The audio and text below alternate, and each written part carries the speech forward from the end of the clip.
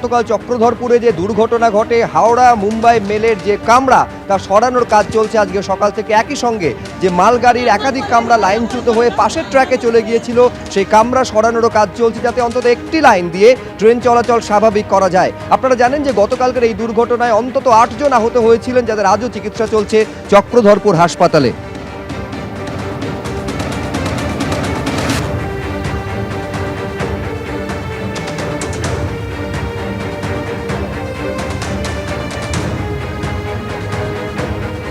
দুর্ঘটনার পর কেটে গেছে প্রায় 30 ঘন্টা।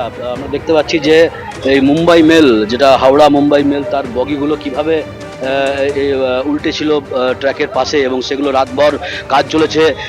যেভাবে ক্রেন দিয়ে সেই বগিগুলোকে সরানোর কাজ রাতভর চলেছে, এবং এই যে বগিগুলো প্রত্যেকটা দুমড়ে মুচড়ে রাস্তার ধারে যে উল্টিয়ে রাখা রয়েছে, এগুলো ট্র্যাক থেকে সরানো হয়েছে। এবং এরপর দেখা যাচ্ছে যে সেই ট্র্যাকে কাজ চলছে।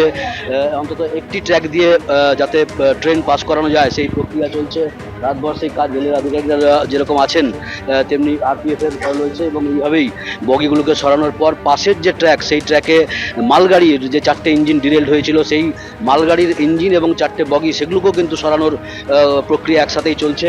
একটি লাইন দিয়ে অন্তত আজকের মধ্যে ট্রেন পার করাবার চেষ্টা চলছে। আমরা দেখতে পাচ্ছি এখানে রেলের আধিকারিকরা রয়েছেন, এবং গতকাল দুর্ঘটনা যখন হয় তারপর থেকেই কিন্তু এই লাইনে যে মুম্বাই মেলের ইঞ্জিনগুলি যেগুলো পড়েছিল, সেগুলিকে সারা রাত ধরে সরানোর কাজ হয়েছে। এবং পাশেই ট্র্যাকে যে মালগাড়ির ইঞ্জিনগুলো ছিল, সেগুলোকেও বগিগুলোকেও সরানোর কাজ রাতভর হয়েছে। এবং সকালবেলা দেখা যাচ্ছে যে বৈদ্যুতিক যে তার, সেই তার কিন্তু জোড়ার কাজ চলছে। এবং আরপিএফ এর যারা আধিকারিক তারা এখানে রয়েছেন, এখানে রেলের প্রচুর কর্মীরা কাজ করছেন। পুরো ট্র্যাক জুড়ে টেস্ট রান করার যে গাড়ির যে সেই প্রক্রিয়া চলছে, এবং যেটা রেলের আধিকারিকরা জানাচ্ছেন যে চেষ্টা চলছে যাতে আজকের মধ্যে অন্তত লাইনটা ঠিক করা যায়, এই একটি লাইন দিয়ে অন্তত ট্রেন যাতে পার করা যায় সেই চেষ্টা চলছে।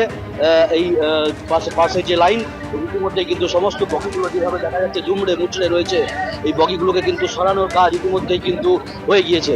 ক্যামেরায় বিধানদের সাথে মনোজ বন্দ্যোপাধ্যায়, এবিপি আনন্দ, চক্রধরপুর।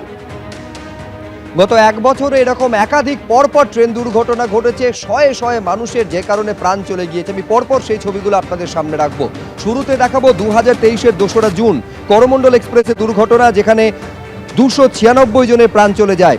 26 আগস্ট 2023 মাদুরাইয়ে ট্রেনে গ্যাস সিলিন্ডার বিস্ফোরণে 4 জনের মৃত্যু হয়। এরপর 11ই অক্টোবর বিহারের বক্সারে দুর্ঘটনার কবলে দিল্লি কামাখ্যা এক্সপ্রেস, 5 জনের প্রাণ চলে যায়। 19 অক্টোবর 2023 বিশাখাপত্তনমে 2 প্যাসেঞ্জার ট্রেনের সংঘর্ষে 13 জনের মৃত্যু হয়। 17ই জুন চলতি বছরে দুর্ঘটনার কবলে কাঞ্চনজঙ্ঘা এক্সপ্রেস, মৃত্যু হয় 10 জনের। 18ই জুলাই চণ্ডীগড় ডিব্রুগড় এক্সপ্রেসে দুর্ঘটনা, 3 জনের মৃত্যু হয়। এবং 30 তারিখ হাওড়া মুম্বাই মেল দুর্ঘটনা, 2 জনের প্রাণ চলে যায়।